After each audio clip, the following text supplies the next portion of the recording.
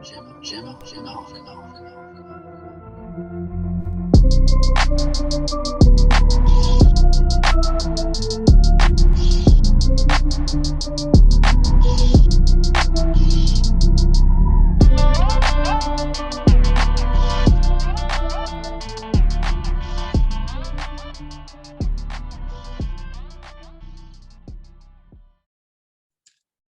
everybody. I'm Jim, and this is my good friend Marcos. Hi. And this is a new show. The idea behind this show, it's currently untitled because we are overthinking the title. But the point of it is to share our art with the audience, and to talk about art, and to dive into art, and explore the questions in art and why art is better shared. So that's the. I don't know if you want to add anything, Marcos, to the idea of what we're doing here. Let's jump in. Okay, great. Maybe it's called alAndar, from Se hace el camino al andar. You make the path by walking. We will definitely come up with a name at some point. All right. So yeah, so this is a really cool piece. I listened to it. I loved it. I mean, you're a really talented songwriter, singer. I think this piece really, I was really impressed by it. And so I'm happy that we get to listen to it. I get to listen to it again, and we're sharing it with everybody else. So why don't you intro this piece before we play it for everybody? Okay, great. It's called Costly Grace. The term is from the German theologian and anti-Nazi martyr, Bonhoeffer. His phrase was costly grace, not cheap grace. And in the composition, the title, and the thesis comes up here. So here's a little text from Costly Grace: reckoning with the King legacy, reckoning with the legacy of Reverend Dr. Martin Luther King Jr., that is. Some 50 years from the martyrdom of an American saint, we may also see his sins, but that don't mean that he ain't an indispensable figure for our freedom movements to study. But we've done to him like they did to Jesus, like he just wanted to be your buddy, but he was Christ-like in what he said had to be done. He said, it's time to cash this check marked insufficient funds, costly grace. Time to face the connectedness that comes when truth and love embrace. Well, I'm going to have plenty of questions to ask and comments to make, but I think first, great, we'll listen to your piece. This was a live performance, I believe, right? And close to it. Yeah, it was like 2 takes. Okay. It's recorded, during a live-ish performance. So I'm going to share my screen. For those just listening via podcast, you should still be able to hear well. Hold on, I don't know if I was sharing sound. Let me just share again. Okay. So this is up on your YouTube, and that's what you can see now. If you're watching this on YouTube, you're seeing Marcos de la Guagua's YouTube. Yeah, so let's listen. The video is about 8.5 minutes long. It's a really good piece. It traverses many levels. There's a little bit of everything in this. And do you want to say anything about the pianist real quick?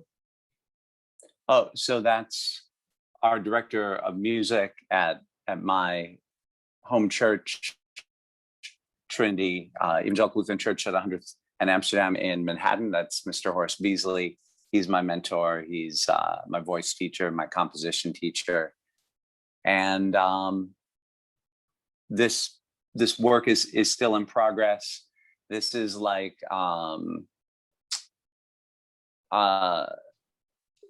think of it as almost like a table reading, right?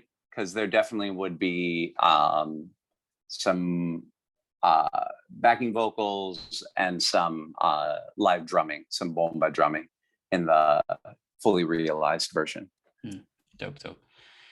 Okay, let's give it a listen, and then we will discuss. I will be muting myself.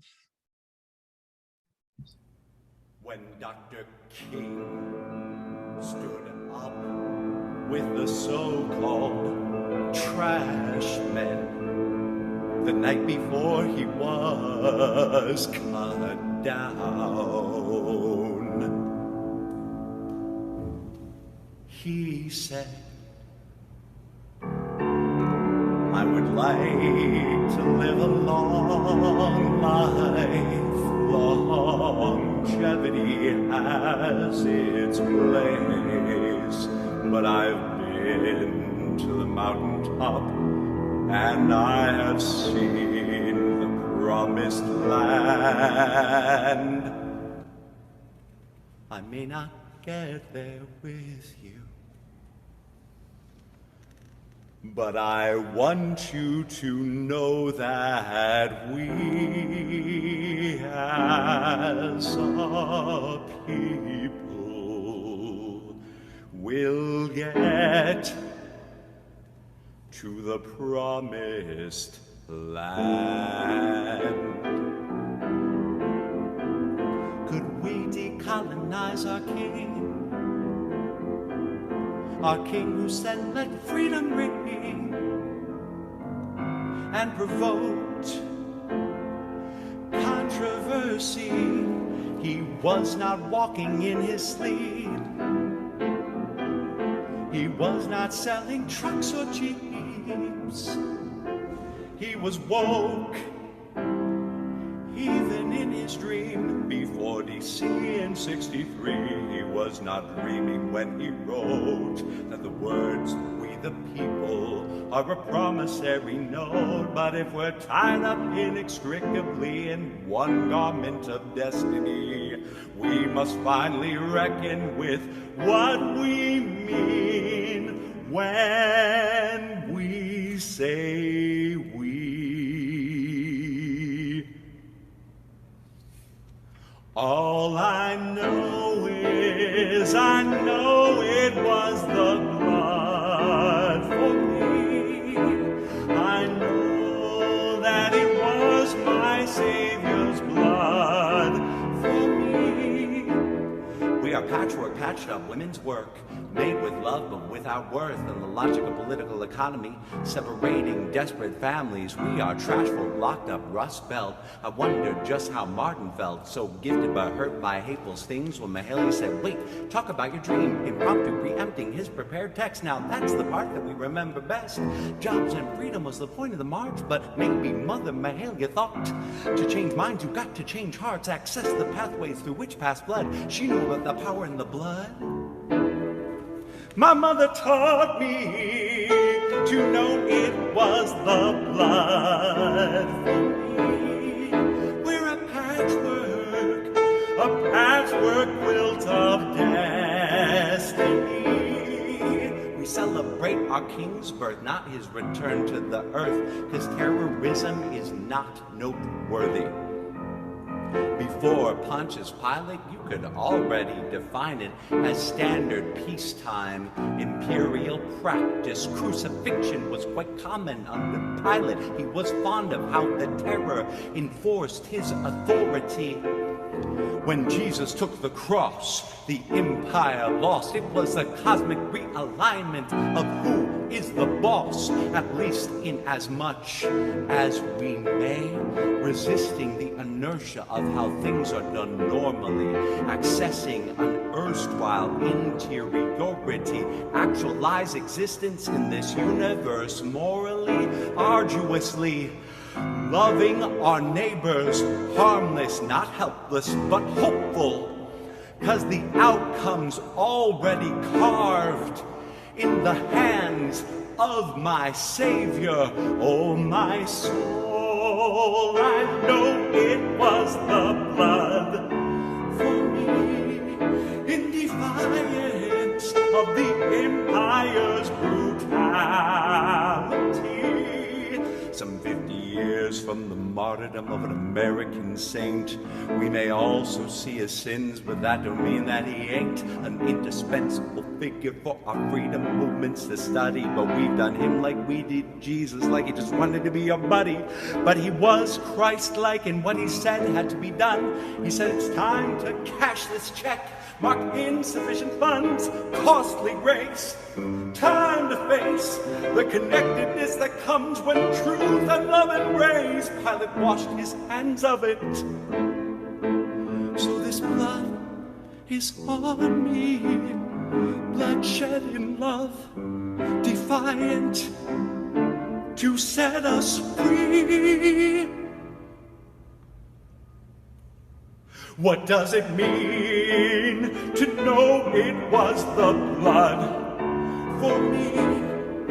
I'm astonished by the grandeur of this love for me.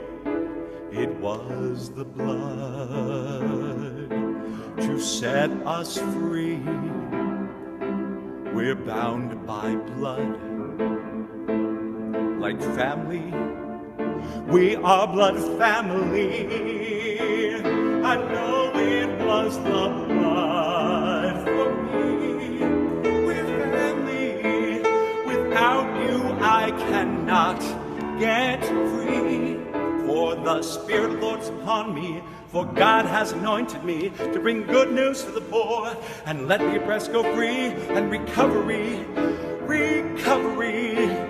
of sight to the blind and those blinded by hate and fear. For this is the year of Jubilee. Oh, death, where is your sting? Long live our King.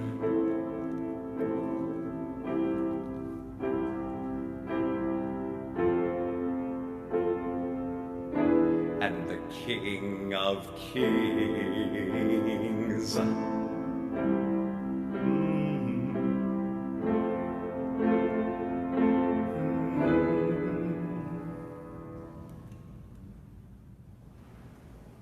And nothing can make it right.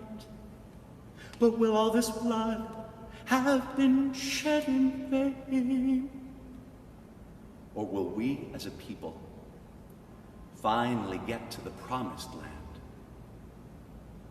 Lord, tell me, will we as a people finally get and actually let everybody get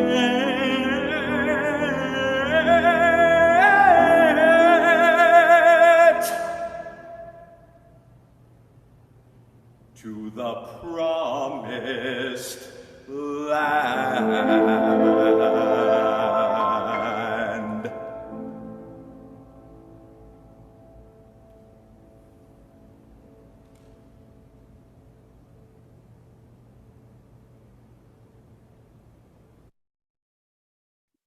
I wrote down a lot of notes, just impression-wise.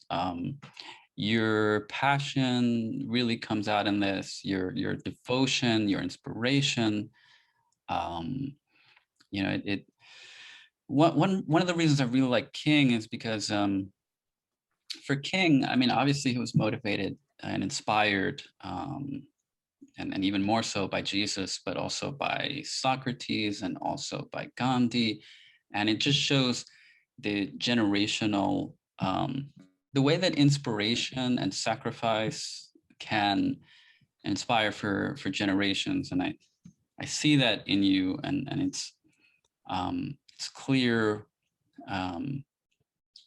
how that sort of, especially religious devotion, can inspire so much bravery in the heart of darkness, as King was. And so if I can just, I think, I mean, I wrote down a lot of notes, but I think, you know, I mean, we want to keep this not too long. So I'm not going to ask you everything here, but can you just talk a little bit about maybe King? This might seem like a stupid question, but like, why is King so inspirational to you? And, you know, why do you think we need him today? Sorry. Okay, so I mean, there's so many answers to that, right? So I guess I'm trying to be economical. King is a patron saint of these United States of America. If there is a United States, if there is to be a United States of America, I think, and his the pending questions that he still poses through his through what he did in his life, through his organizing efforts, through his speeches, through his written words, even his inquiries, even the pending questions that he poses in the things that he wasn't successful with, are some of the key questions, are indispensable questions, right? If there is to be a we in, you know, which is like, right? Is that the first word of the Declaration of Independence? The Constitution. I think it's the Constitution. I think the Declaration of Independence is when in the course of human events. I'm not Googling this, so I might be wrong. But okay. Well, then there is to be a we and we the people. And you understand what I'm referring to when I say we the people, right? Yeah. So if there's to be a we and we the people, the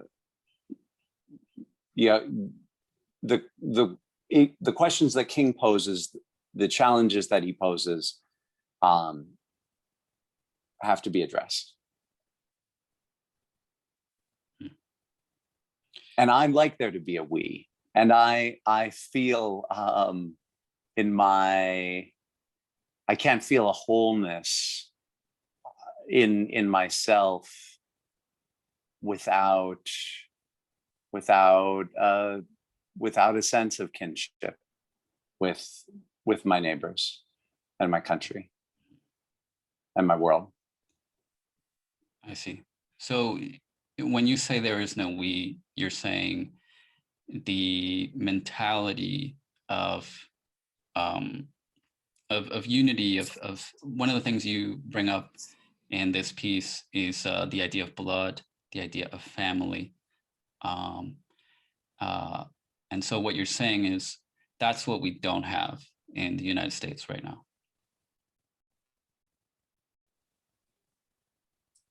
Well, right, so there's also the phrase more perfect union in the founding documents, right, in order to form a more perfect union. I don't know if you need to say that we don't talk about what we don't have. It's like what we do have is what we do have is a lot of things that shred human relationships. And so to try not to get like too esoteric, let me try to go back to the text, right?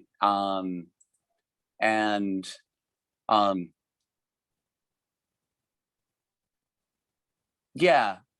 So there are just a ton of endpoints for me that he I feel like a trash man in some ways. I feel disposable. I feel like I've yeah, and when I was a kid, that's definitely what sanitation workers were called.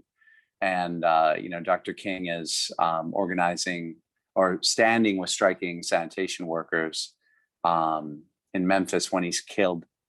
And his last speech is he talks about, I've been to the mountaintop and I've seen the promised land. I may not get there with you, but I want you to know that we as a people will get to the promised land, right? So basically, like, I'm just saying, do you want to be in that we? That's really what I'm saying, right? So I'm not making any declaration about this isn't a scientific survey of the social conditions in the United States, right? But if you want to be in that we, and if you do, let's think about that. Let's think about what does it mean, you know, to sing Amazing Grace, right? That's probably the most popular sacred song in the United States. But Amazing Grace is costly grace, especially in the origin of that song, by the lyrics written by a slave trader, a participant in the transatlantic slave trade, who has a conversion experience and becomes an abolitionist, right? Yeah. What do we mean when we say we? And what are the consequences of community? Mm-hmm. Right. So another thing that you did is you mentioned his last speech, I forget what it's called, like the Mountaintop speech, colloquially referred to, and it's very, very inspiring.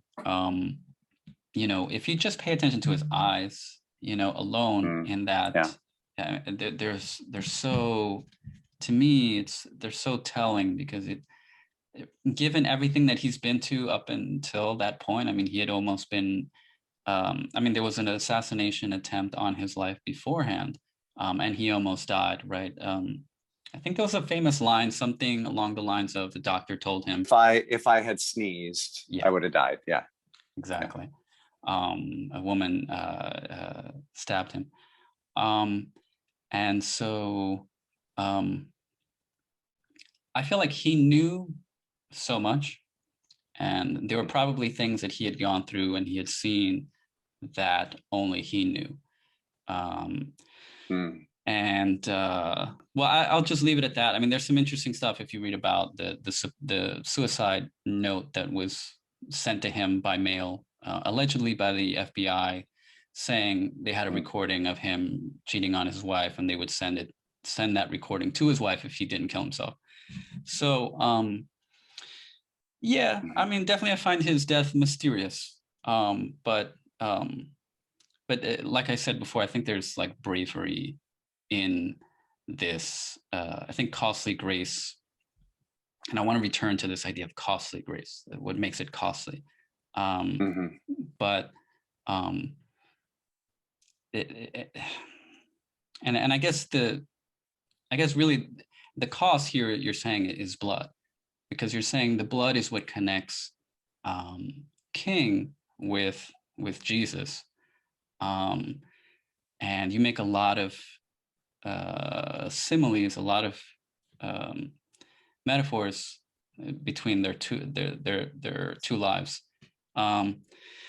So I guess yeah, if you wanted to say something about that, I feel like I was on another train of thought and then I jumped ship.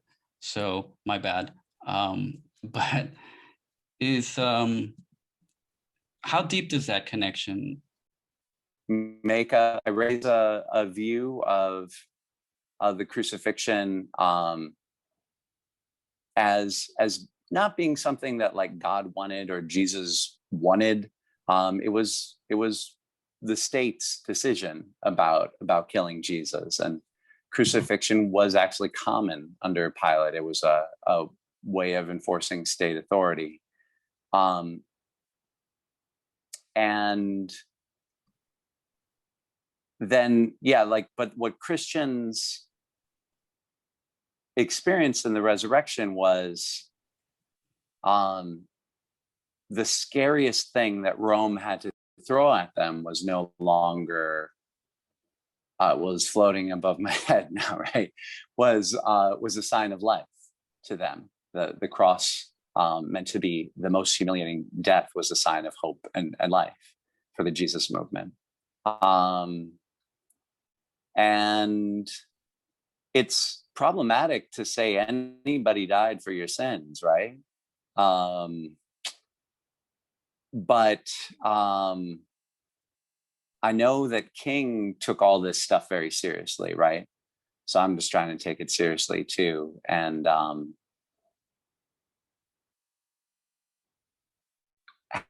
think seriously about the idea of a grace that sets us free. Think seriously about a hope of freedom, about living in freedom, and then seriously about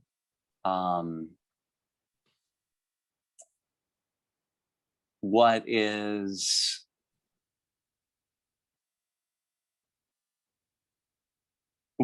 freedom in community. It's not, I guess that's the costly part, right? It is about freedom, but it's about a freedom that's about we being free, not me being free. What I wanted to end with is, like, I feel like you kind of touched on it already, but if you have anything to add to it, let me know.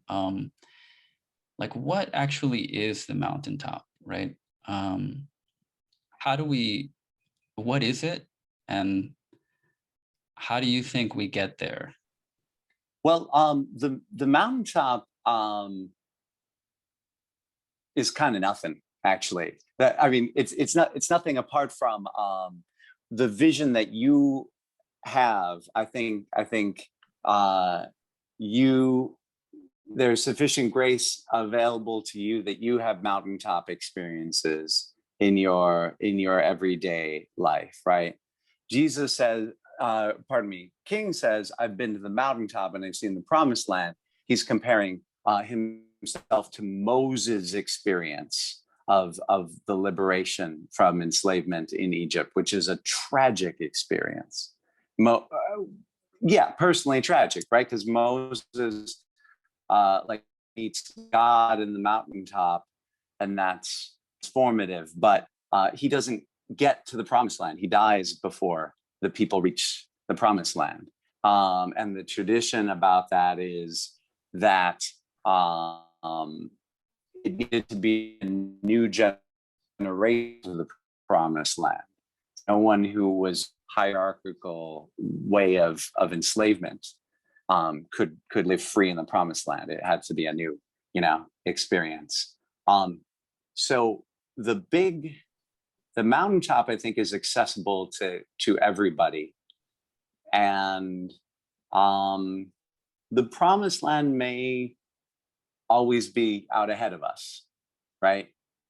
But the mountaintop is any moment where you can have a vision of, I'd say, just really open-ended. What's abundant life for you in a way where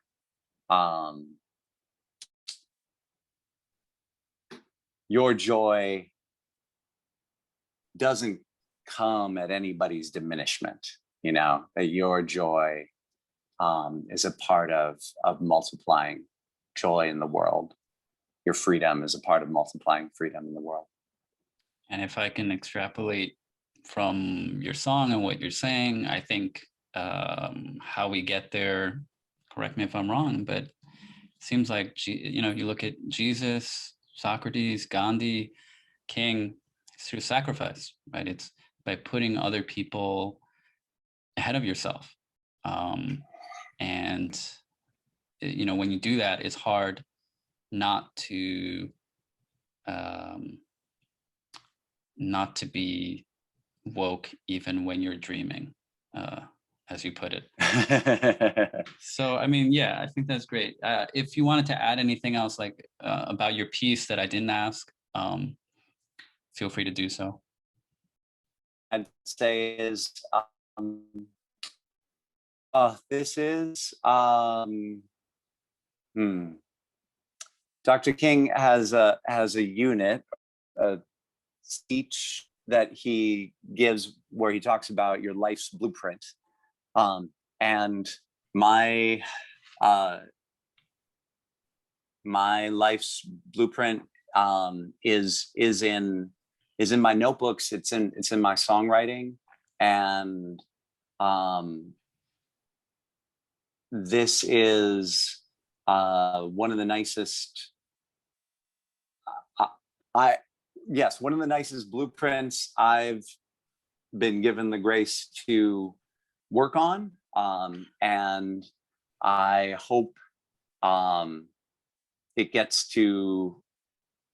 I intend to keep building it out, and God help me and anybody else who wants to support this. Let's stay in touch about it, because eventually this could. Right now, this is a part of a cycle of songs I have that reflect on figures that you could think of as saints, and then so that's sort of the comparison of them. Could be interesting, but the idea would be to develop this. I have two other movements of just costly grace sketched out in my notebooks also. So it would be like kind of an oratorio, a dramatic, sacred reflection on Dr. King. That's beautiful. I'm glad that we have this. I mean, King is not very divisive. I was gonna say we have this inspirational figure in common, but I mean, you know, if you have a problem with King, like maybe you just have a problem. But anyway, well, this is. But certainly, I mean, as you mentioned from the FBI, you know, he was as hated in his time as many contemporary, you know, people who challenge the status quo. Yes. So next time I will share a short story. I think I'll share. I'll start at the beginning. I'll do my first the first story I published, a science fiction piece. So yeah, thank you for listening. Subscribe, like, leave a comment. People on YouTube are very nice. Generally, at least I have found that. Awesome. So, I mean, some people say that the people on YouTube are terrible, that the YouTube comment section is terrible. I think some of that is the garden that you cultivate and the people who come to you. So much appreciated. Much love. Peace.